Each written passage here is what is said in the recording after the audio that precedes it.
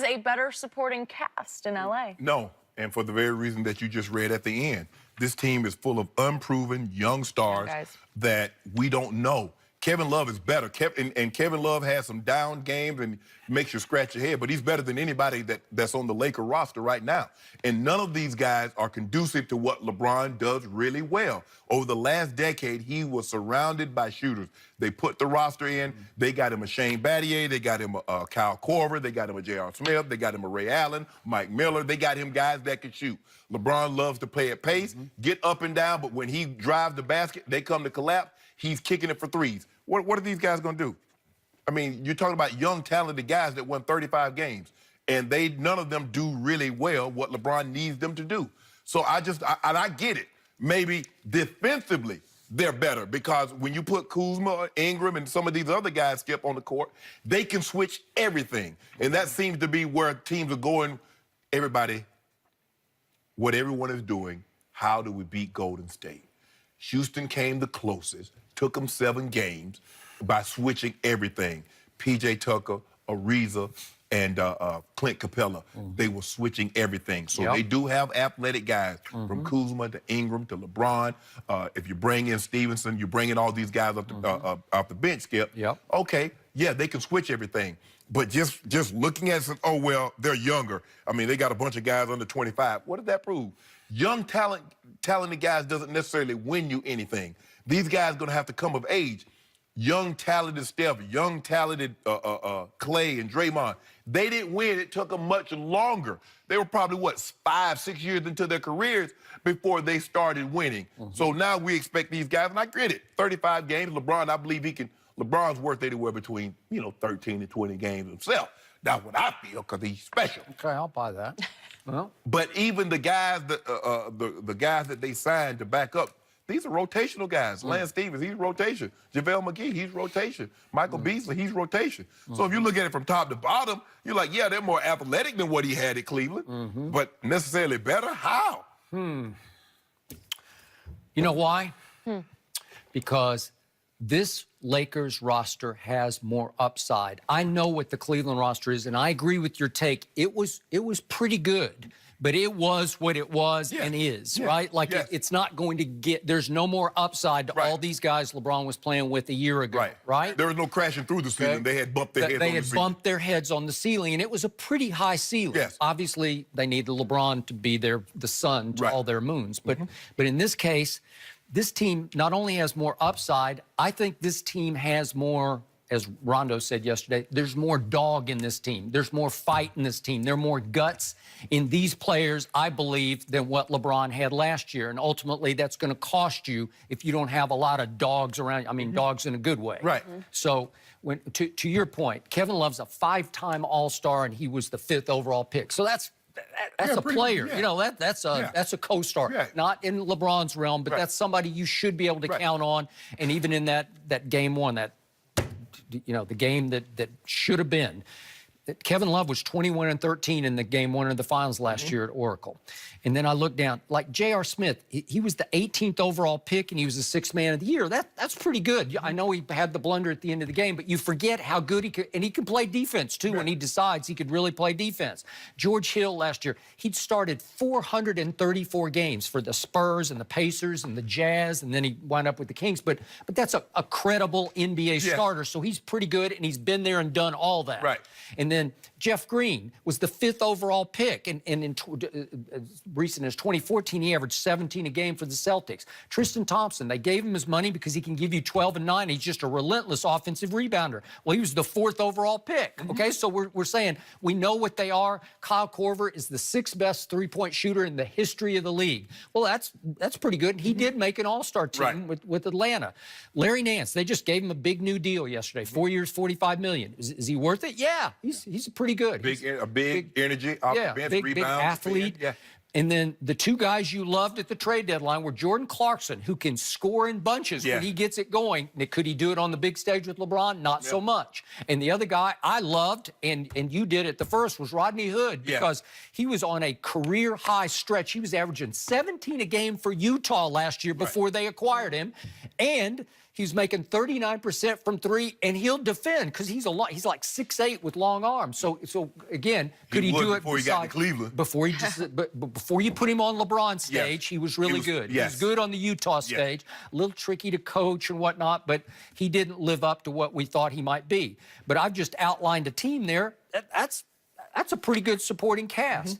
But how tough mentally is that supporting cast? Well, it was tough enough that when LeBron went for 51-8-8 in Game 1 at Golden State, they had the basketball with a chance to win the game at the end of regulation. Right. So that's how good that roster was. Because you can't tell me it's a bunch of junk if you can do that to Golden State in Game 1. Well, that's my argument I'll be telling you about Tom Brady. Yeah. You can't say he has a bunch of junk when he continuously get the AFC Championship games and Super Bowl. But what J.R. Smith did is that virtuoso that LeBron had painted, the Mona Lisa, J.R. Smith took a Sharpe and drew a mustache on it.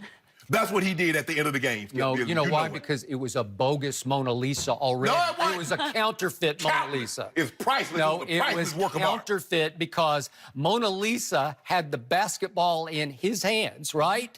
With you're down one with really 20 seconds left in the game. You can make a shot. You can do whatever you want to do with the basketball. If you don't mind me asking, that's not Mona Lisa. If you don't mind me asking, he passed it to George Hill on Sunday night. Tom Brady leads his team down. Gostkowski kicks the game-winning field goal. Why do we have to keep going back to Tom Brady? He doesn't belong in the same sense with LeBron. You're disrespecting Tom Brady to bring him into this conversation. Just bear with me, Skip. We're talking about the counterfeit Mona Lisa. Okay, just bear with me. Yeah. If Stephen Gostkowski misses that field goal, nobody's going to say Tom Brady should have threw the ball in the end zone. He should have took it off of Gostkowski's foot. Yep. But LeBron James makes the play. George Hill is an NFL player. If he makes the layup, he makes the free throw, we're not having this conversation. My point is... different game, different circumstance. Why? Different. Why? It's a field goal kicker. It's his job. What is George Hill's job? Chip shot. What is George Hill's job? They put it in Mason Crossbar's hands last night because it's a chip shot. What is George Hill's job, Skip Bayless? Not to do that. He'd never played in a finals game. That was his first finals game ever. Oh, my goodness. Okay? Skip, it's all... Guess what? Michael Jordan had a first finals game. Wait, who's the best player on the planet? Oh, that's according to you, it's LeBron James, obviously. You say that about Tom Brady, so why would he rely to a field goal kicker when he can miss it? It's part of the rules of the game. It's part of the rules of the game that you can pass the ball to a guy that's up in the basket. If you're that good and you've made uncharacteristically 7 of 14 shots from outside the paint in that game, you just pull up, you got the defense. Wait a second. You got the switch you wanted. You got little Steph on you. He's 6'3", you're 6'9". So you got him right just beyond the free throw line. You just rise up just the way Michael Jordan did in Game 6 at Utah. You rise up and you hold the pose. That's what you do. If you don't mind me, rise up and hold the pose. I still got a picture of Michael holding the pose right there. And you can see the horror and the looks of all the Jazz fans down in the end zone because they're seeing the ball swish. That should have been LeBron in Game 1, and it should have been over at the buzzer. So if you don't mind me asking, so he was 7 of 14, which means he had missed 7 shots. So he wasn't perfect, right? Well, I mean, but for LeBron James, from distance, he just doesn't do that ever. Yes, that was his career outside shooting night. Well, look, considering this the first time in someone had ever scored 50 points in a finals game and lost the game, lets you know what he was doing in that game. But don't get me started on the meltdown that then occurred on the bench. It was an all-time meltdown, superstar meltdown. Skip Bayless, we're talking about... It was like a microcosm of the 2010 finals. All I'm saying is this. These guys are young. Brandon Ingram was the number 2 pick in the draft. Lonzo Ball was the number 2 pick in the draft. Yeah, they're talented, but they haven't proven anything. And my other problem with this is island of misfit toys. I don't get where all the pieces fit together. So I look at the roster, and I'm starting to really like it. And I'm saying, boy, if Brandon Ingram, if Lonzo, and the scout that we're quoting here, the anonymous scout in Sports Illustrated, he's concluding that Brandon Ingram does not fit with LeBron. That's his conclusion, that Lonzo definitely is not a fit with LeBron. So he's saying that come crunch time, or certainly playoff crunch time, that both Brandon Ingram and Lonzo Ball will be on the bench. He's not seeing them as part of this. He says that their closing lineup will be LeBron and Josh Hart, who he thinks has a lot of dog in him because he can play both ends of the floor and defend. Josh Hart will be the glue to the team, according to this scout. And then Kuzma, who's definitely got green light dog in him. Will he not just shoot it at the earliest little whim? and then KCP and Rondo. That's how he's got this team finished. Well, for me, Skip, I really never saw the fit between Lonzo and LeBron. I never saw the fit. Now, I mean, are they like-minded? Yeah. Right. Yeah.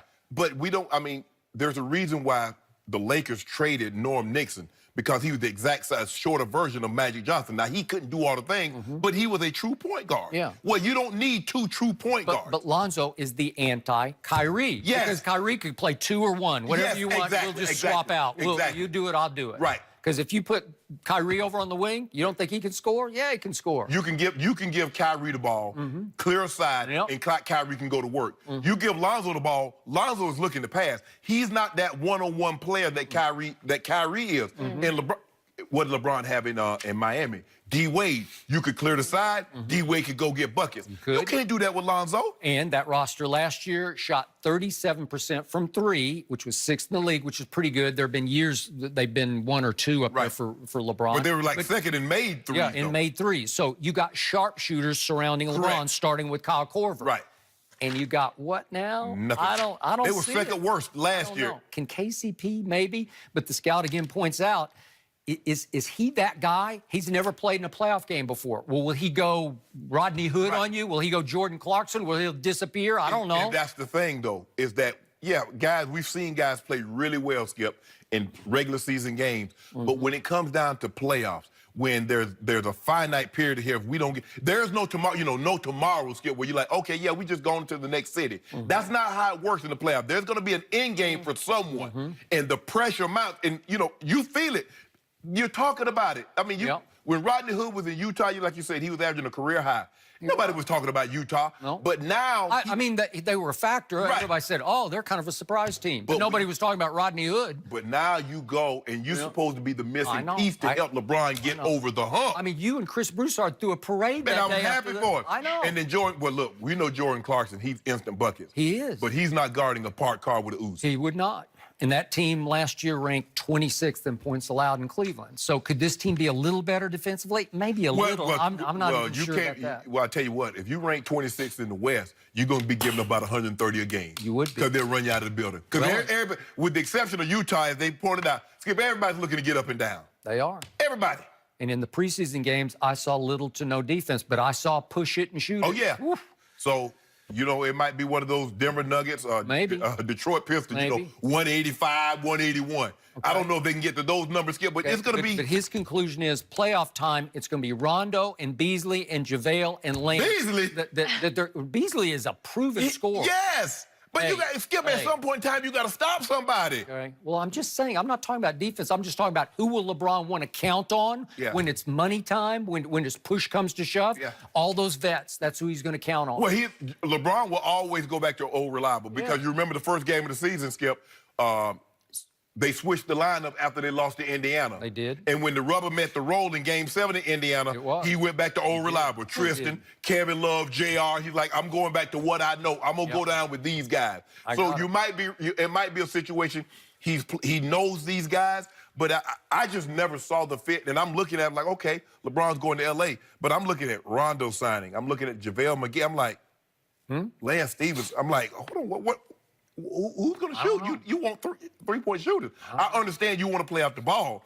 So if Stevenson is in the game, you can play out the ball because he can initiate. So can Ingram. So can Rondo. But that's not what has served you well in his career as far as kicking three-point shooters. So it's going to be interesting. Weird mix. I'm glad we're done watching preseason basketball. As fun as that was, Thursday they get started in Portland. Should we do a viewing party or anyone want to watch it? No? Okay. Next up, Tom Brady and Patrick Mahomes combined for nearly 700 passing yards in the Patriots' 43-40 win on Sunday night. After the game, Brady sought out Mahomes for a post-game handshake. And remember, that doesn't happen all the time with Brady. There was a lot of focus on Brady not shaking Nick Foles' hand after the Super Bowl in February. So, Shannon, what do you make of that move from Tom Brady? Well, you know what? Maybe he's, what I've seen from Tom, that he's really quick to jog across the field with his helmet off, no one's around him, and shake